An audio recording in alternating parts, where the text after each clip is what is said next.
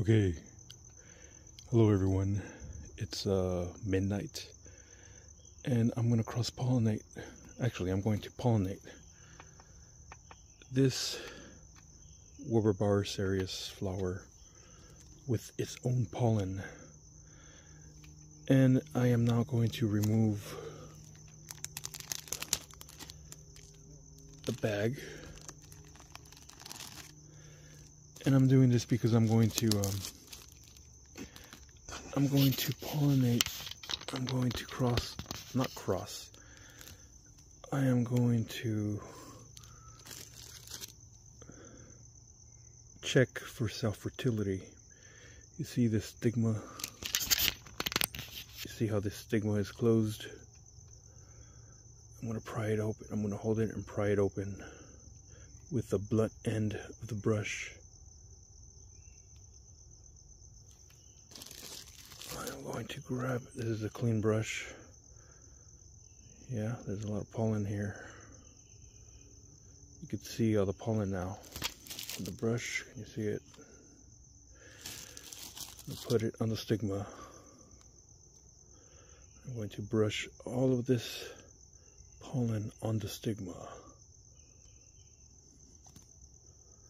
Let's get more.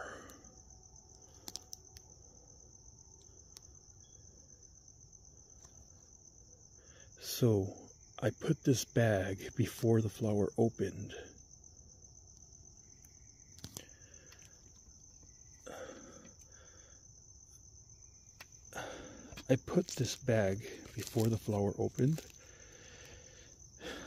I just use this pollen to put on the stigma. No other pollen is going to be introduced into this stigma.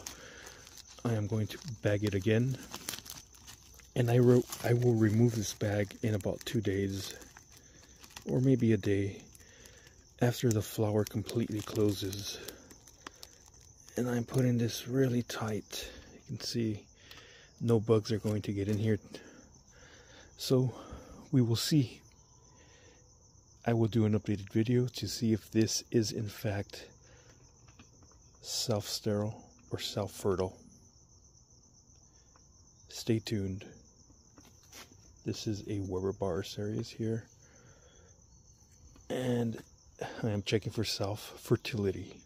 Cheers, guys. Okay, so I was going to wait 2 days to remove the bag, but I'm seeing that the flower is now completely shut. So I'm just gonna go ahead and remove the bag. It's been a few, it's the afternoon time now. You can see the stigma is not sticking out. The flower is completely shut. And yeah, it's hard. So it's gonna start to dry out. So I'm gonna remove the bag. So if this sets fruit, that means that this cactus is self-fertile. If it does not set fruit, then it is self-sterile.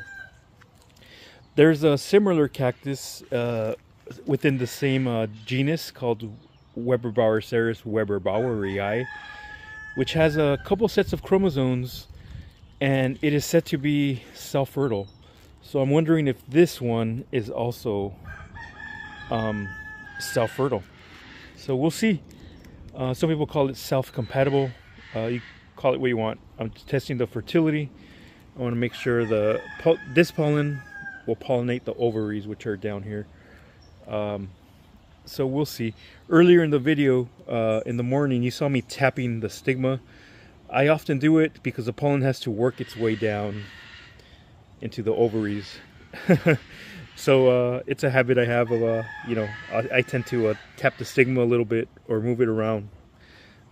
Anyways, that's it, guys. I'll do an updated video. I'll do a part 2 in about a week or 2. If the flower falls down, I'll make a video.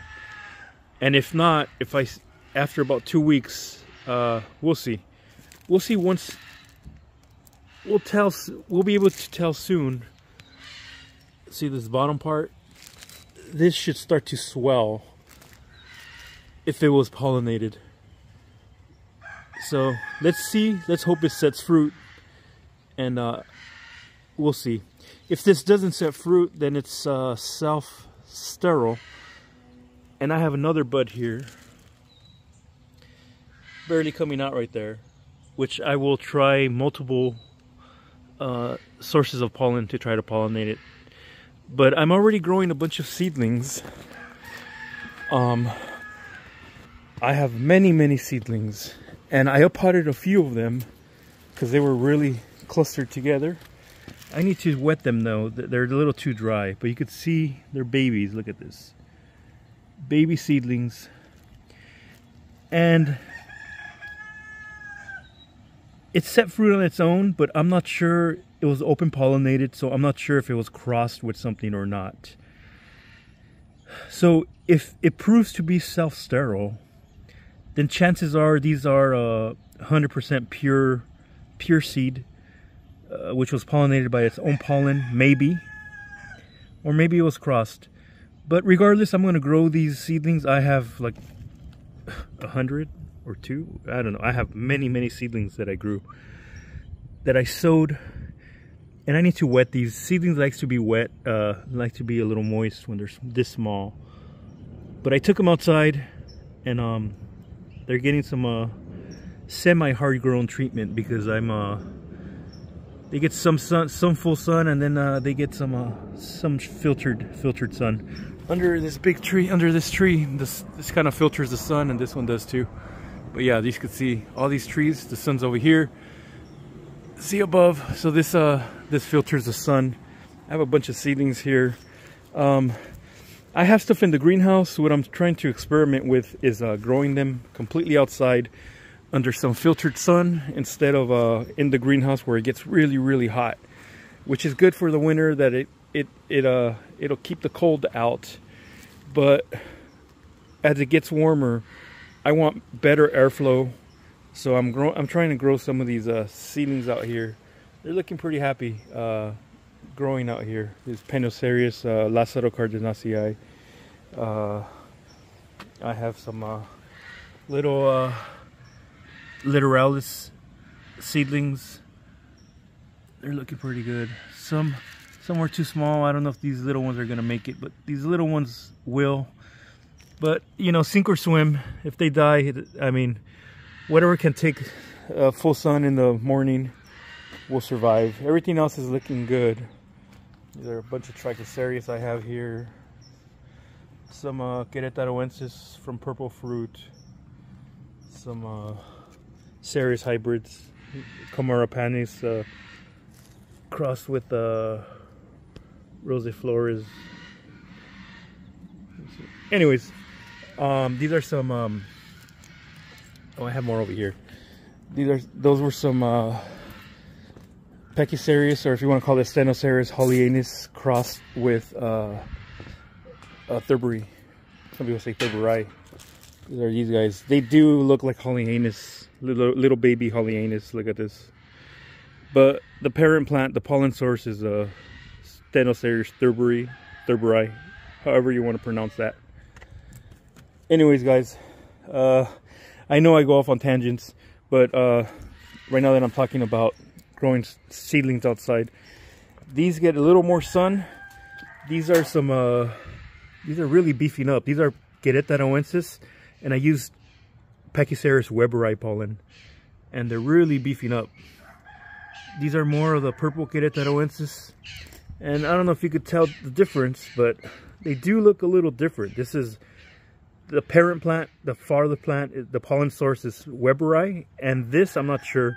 Most likely it's the same species. They're both Querétaroensis. This is from fruit from Mexico, so open pollination, whatever bat pollinated this, or bees or moths. Not sure, but you can see the difference. These are, they do look quite different, these a little bit. See, you can see these. But I'll save that for another video. Yeah, I'll save that for another video. But yeah, back to the Weberbauer Cereus. So yeah, hopefully it sets fruit. If it does, then this is self-fertile, and that means the chances of my seedlings being self-fertile is quite high. And that'll be cool. But regardless, I'm going to grow the seedlings that I have and see what they grow to be. Hopefully they are, I mean, if they're hybrids, that's cool too. That they may be something really unique. But if they are full-blooded Weber Barceris, oh man, I gotta see the name to read it. It's a crazy name. If it's the same as this species, that would be awesome, because it is an absolutely beautiful, beautiful species. Look at these spines. That's freaking crazy. Okay, that's it for now, guys. Cheers.